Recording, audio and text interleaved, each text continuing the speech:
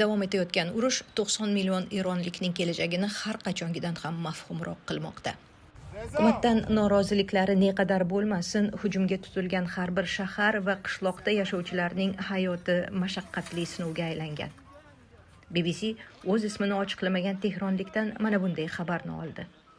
Men Tehrondanman. Oxirgi 3 kun internet butunlay o'chirib qo'yilgan. Kechagi kunga qadar juda qattiq bombardimon davom etdi. 24 soat mobaynida har soat tinmay bombalashdi. Tehron ko'chalarida mashinalar harakati davom etmoqda.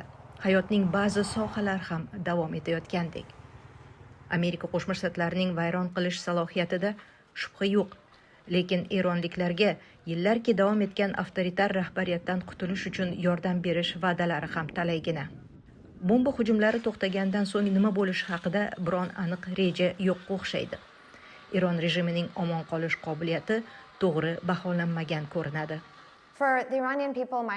Eron xalqi uchun yurak bag'rim ezilib ketdi. Prezident Tramp buni tarixiy imkoniyat sifatida taqdim qildi.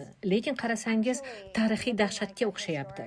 Eron xalqi Islomiy Respublika tazyiqlari ostida 47 yildan beri yashab kelmoqda. Mening xavotirim shuki, ular endi nafaqat urushda vayron etilgan va iqtisodiy kelajagi bo'lmagan mamlakatda qolishidan tashqari, urushdan keyin yanada kuchliroq tazyiq va shafqatsizliklarga yuz tutadilar. Isroil Tehron uzra uchayotgan uchoqlardan biridan olingan tasvirni chop qildi. Yaqin orada uchib o'tayotgan raketa qizil doira bilan belgilangan. Isroil Eronning havo hujumidan himoya qilish tizimini o'tgan yili vayron qilgandi. Bu Eron osmoni Isroil va AQSh harbiy uchoqlari uchun mutlaqo ochiq ekanligini anglatadi. BBC Fors xizmati jurnalistlari Eron-Turkiya chegarasidan o'tib kelayotgan ba'zi eronliklar bilan suhbatlashdi.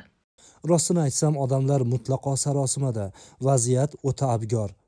Narxlar oshishi va yana ko'plab muammolar sababli shundoq ham o'zlarini yo'qotib qo'ya yozgandilar. Xalq allaqachon juda katta bosim ostida edi. Mana endi yana urush boshlanib, vaziyat yanada battarlashib ketdi. Men Eronda atigi 1 oy bo'ldim. Lekin xuddi 100 yoshga qarib ketgandek bo'ldim. Juda holdan to'ydim. Tinkam quridi. Mintaqada ham urush kengaymoqda. Livanda Eron ittifoqchisi bo'lmish Hezbollah dron hujumi tasvirini chop qildi. Yana bir tasvirda Livan hududida bo'lgan Isroil tanki nishonga olingani ko'rinadi. 2024-yili Isroil Hezbollah ustidan mutlaq g'alabani e'lon qilgandan beri, albattaki Isroilning harbiy salohiyati ularnikidan anchayin kuchli. Bu Isroil havo hujumlaridan so'ng Livan janubidagi Tayr shahridagi manzara. Butun yaqin sharq bo'ylab urush qancha davom etishi va undan so'ng nima bo'lishi haqidagi savol muallaq. Hech kimda bu savolga javob yo'q.